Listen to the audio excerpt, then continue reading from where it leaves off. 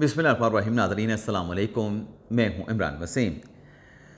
नाज़रीन, supreme court के कमरा अदालत नंबर 1 से जुमे के दिन एक बड़ी ख़बर आपके साथ हम शेयर करने जा रहे हैं। ख़बर नाज़रीन ये है कि चीफ जस्टिस याहिया अफरीदी की अदालत से नवाज शरीफ को आज एक और क्लीन चिट मिली है, और ये क्लीन चिट मिली है बानी तहरीक इंसाफ इमरान खान के वकील के एतराफ़ पे। और फ़ैसला जो है वो चीफ जस्टिस याहिया अफरीदी साहब ने किया है, उनके बेंच ने किया है। तो ये जो क्लीन चिट वाली ख़बर है कि नवाज शरीफ के साथ नाइंसाफ़ी हुई, नवाज शरीफ के साथ जुल्म हुआ, तो ये क्या मामला है, इस बड़ी ख़बर की डिटेल इस वीडियो लॉग में आपके साथ हम शेयर करने जा रहे हैं। कुछ और भी अहम ख़बरें हैं 9 मई के हवाले से, मिलिट्री कोर्ट्स के हवाले से, उन अदालती प्रोसीडिंग का जो अहवाल है वो भी आपके साथ हम शेयर करेंगे। लेकिन प्रोग्राम का आगाज़ करने से पहले आप देखने वालों से चैनल सब्सक्रिप्शन की दरख्वास्त करेंगे कि चैनल को सब्सक्राइब कर लें, बेल आइकॉन का बटन प्रेस करें। वीडियो अगर आपको पसंद आए तो इसे लाइक और शेयर ज़रूर करें। मुख्तसर सी बात नाज़रीन 9 मई के केसेस की कर लेते हैं, जिनकी आज याहिया अफरीदी साहब ने समाअत की है। साबिक़ गवर्नर पंजाब उमर सरफराज चीमा साहब का फ़िज़िकल रिमांड नहीं दिया गया, ना ट्रायल कोर्ट की तरफ से, ना रवैयन कोर्ट की तरफ से, और फिर लाहौर हाई कोर्ट ने भी वो फैसला बरकरार रखा। पंजाब हुकूमत ने उमर सरफराज का जिस्मानी रिमांड ना देने पे हाई कोर्ट के फैसले के खिलाफ सुप्रीम कोर्ट में अपील की थी, जिस पर आज याहिया अफरीदी साहब के बेंच ने समाअत की। जब कार्रवाई का आगाज़ हुआ तो याहिया अफरीदी साहब ने कहा कि इस केस को बानी तहरीक इंसाफ इमरान खान के केस के साथ क्लब कर देते हैं। ये दोनों केसेस एक ही नोयत के हैं। फ़िज़िकल रिमांड का जो मामला है वो इमरान खान के केस में भी है, और उमर सरफराज चीमा के केस में भी जिस्मानी रिमांड की जो है वो बात की गई है।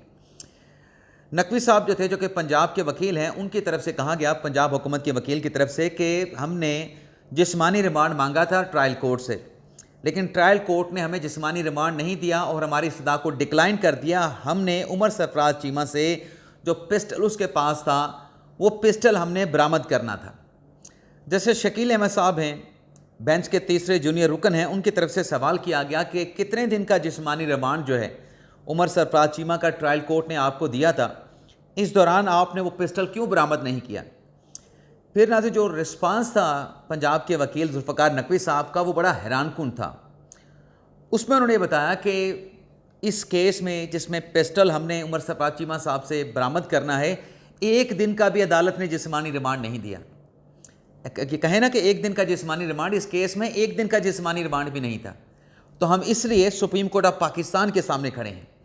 उमर सरफराज चीमा के वकील ने कहा कि मेरा जो क्लाइंट है उसको पहले गिरफ्तार किया गया और उसकी गिरफ्तारी बाद में डाली गई, लेकिन अफरीदी साहब का मौक़िफ़ यही था कि इस केस में हम ऐसा फ़ैसला नहीं करना चाहते, क्योंकि दोनों केसेस में फ़िज़िकल रिमांड का इशू है। कोई ऐसा फ़ैसला कि दोनों केसेस में यकसानियत ना रहे उन फैसलों में, तो इसलिए हम ये चाहते हैं कि दोनों फैसले एक ही बेंच में और एक ही यकसानियत वाला फैसला आए, ताकि उसमें अदम मुताबिकत ना हो। तो 24 अप्रैल तक इस केस की समाअत को जो है वो मुलतवी कर दिया गया, और आइंदा हफ्ते जस्टिस हाशिम काकड़ साहब वाला जो बेंच है वो इमरान खान की और उमर सरफराज चीमा साहब के केस की समाअत करेगा। दूसरा नाज़रीन केस था अदालत के सामने 9 मई के हवाले से, जिन्ना हाउस हमले के हवाले से, जिसमें मुल्ज़म रज़ा अली की ज़मानत जो है वो उनके वकील समीर खोसा की जानिब से दायर की गई थी। अब रज़ा अली के जो वकील हैं समीर खोसा, उनका ये कहना था कि इस केस में सिमिलर नेचर का जो ऑफेंस था ज़ैनुल आबिदीन का, उसकी ज़मानत हो चुकी है। वो याहिया अफरीदी साहब से इंसिस्ट ये कर रहे थे, या अदालत में एम्फसाइज़ ये कर रहे थे कि जो प्रिंसिपल ऑफ कंसिस्टेंसी है वो यहाँ पे अप्लाई किया जाए, और जैसे ज़ैनुल आबिदीन की ज़मानत हुई है तो रज़ा अली को भी यहाँ सुप्रीम कोर्ट जो है वो ज़मानत दे दे। पंजाब के प्रोसिक्यूटर जुल्फ़िकार नकवी साहब ने कहा कि ये जिन्ना हाउस के अंदर दाखिल होके आग लगाने का और तोड़ फोड़ करने का केस है। रज़ा अली पे इल्ज़ाम है कि जिन्ना हाउस में ये दाखिल हुआ, वहाँ पे इसने आग लगाई और वहाँ पे इसने तोड़ फोड़ की। अफरीदी साहब ने FIR का पूछा कि FIR पढ़ें, FIR में वेन्यू कौन सा लिखा गया है। तो पंजाब के प्रोसिक्यूटर ने कहा कि शामी रोड से जो मजमा था, जो हजूम था, वो चल के जिन्ना हाउस में दाखिल हुआ, FIR में जो है वो ये लिखा गया है। जिसके बाद नाज़रीन जो वकील थे उनके, रज़ा अली के, उनकी तरफ से कहा गया कि हमें 4 माह का जो आपने ऑर्डर किया है उस ऑर्डर पर भी हमें एतराज़ है। अब ये जो समीर खोसा साहब हैं, ये पाकिस्तान तहरीक इंसाफ की लीगल टीम के साथ भी जो है वो लिंक हैं। लिंक कह लें या सिंक कह लें।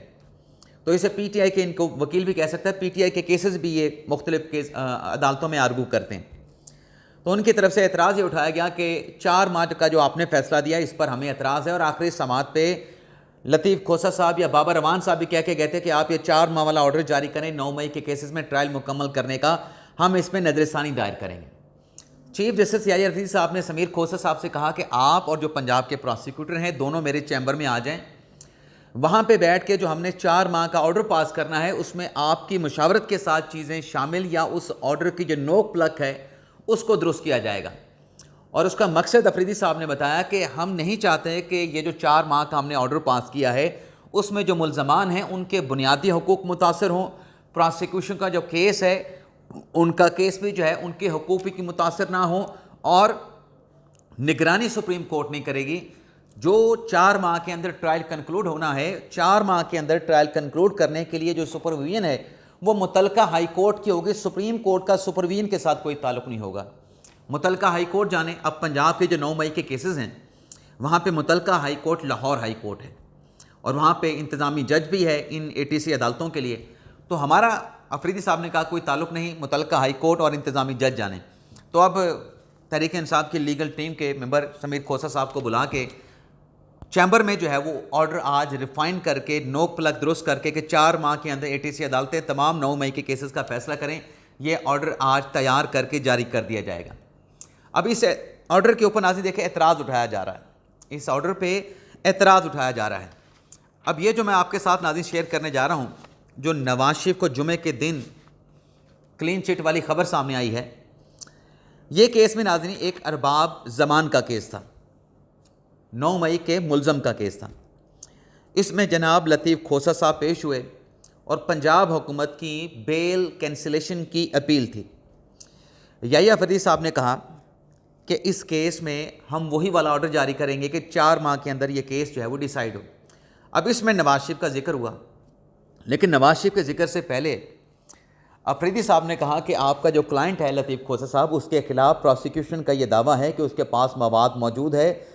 आप इस केस में एम्फसाइज प्रेस ना करें तो हम वो 4 माह वाली डायरेक्शन जारी कर देंगे और आपके जो बुनियादी हकूक़ या आपको केस से जुड़ी चालान की FIR की जो नकुल जो दस्तावेज़ात चाहिए वो भी आपको मिल जाएंगी। अब यहाँ पे नाज़रीन फिर लतीफ़ खोसा साहब ने जो है वो अपनी बातचीत का आगाज़ किया। लतीफ़ खोसा साहब ने कहा कि दरअसल ये जो माय लॉर्ड, अब वो पहली मरतबा कानूनी बात करें। वैसे लतीफ़ खोसा साहब हमने ये देखा है कि कानून की बातों से ज़्यादा इस तरह के केसेस में वो सियासी बातें ज़्यादा करते हैं।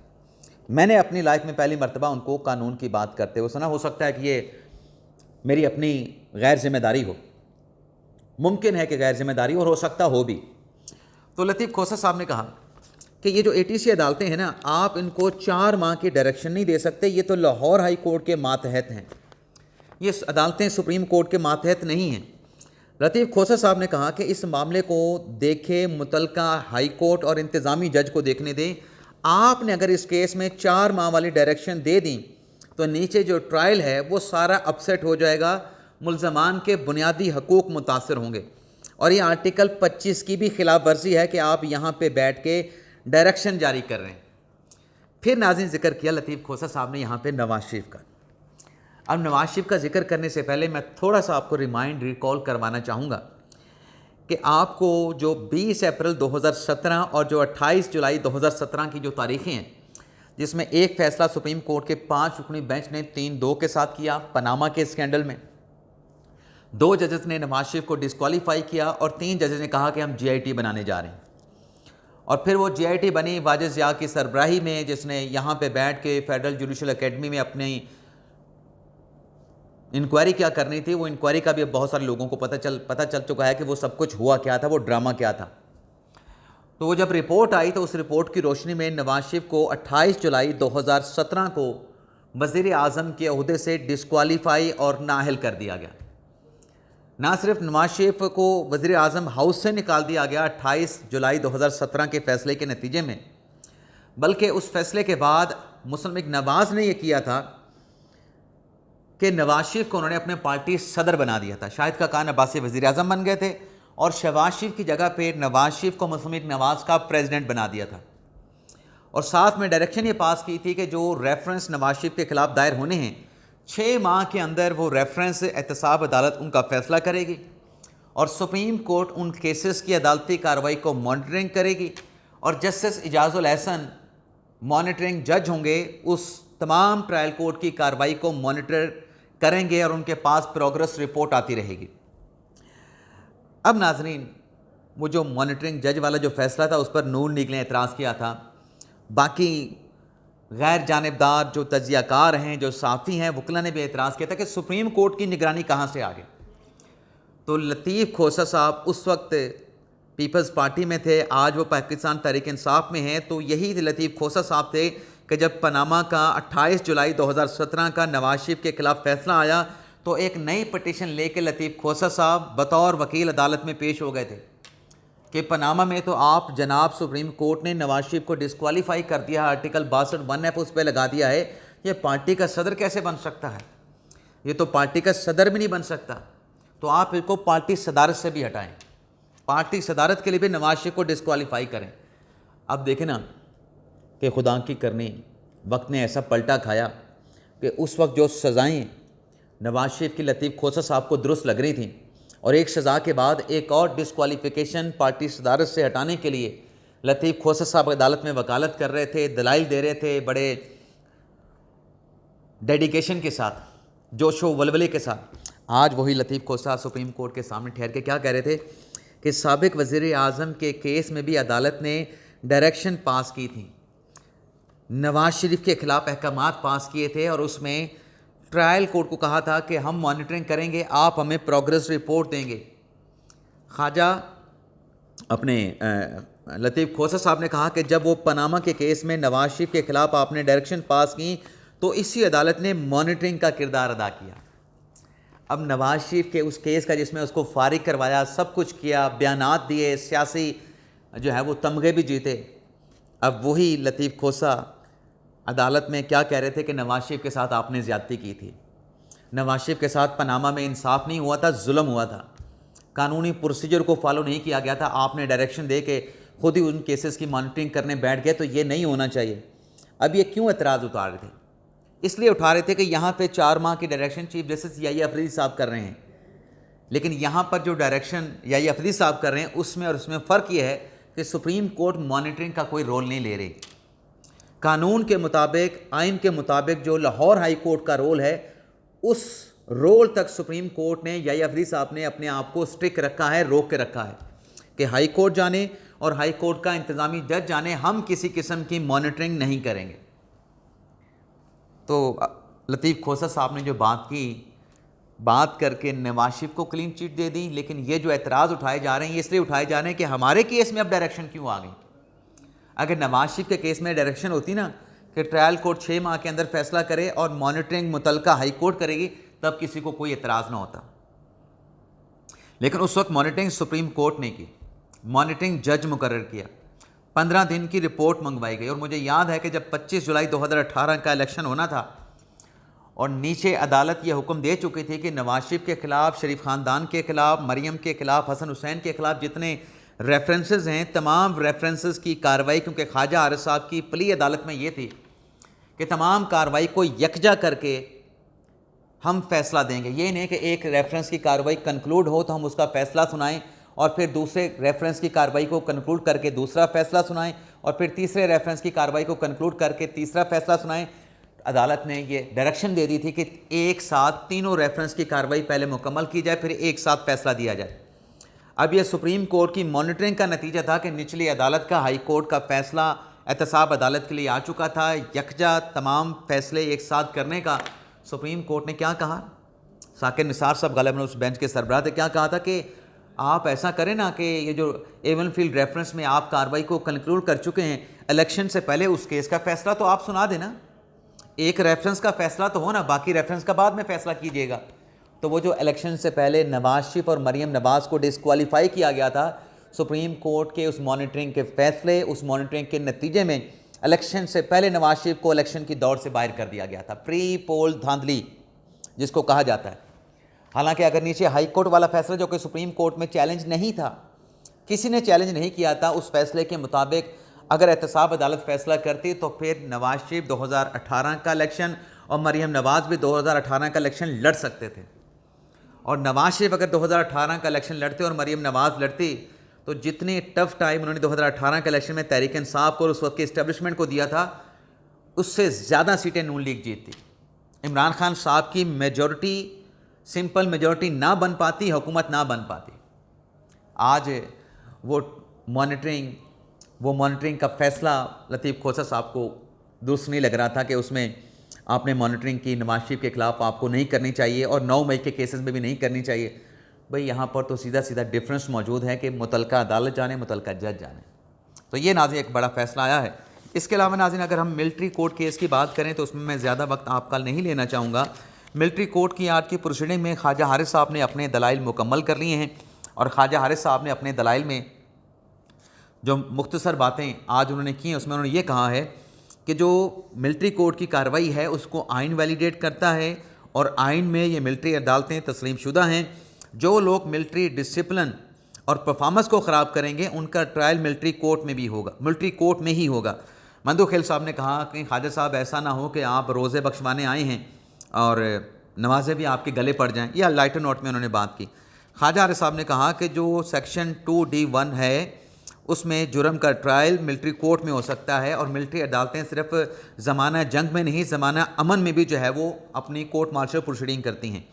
मुसर्रत अली साहब ने कहा कि ये तो 1967 का बना हुआ कानून है, उस वक्त 1962 का जो है वो कॉन्स्टिट्यूशन जो है वो लागू था।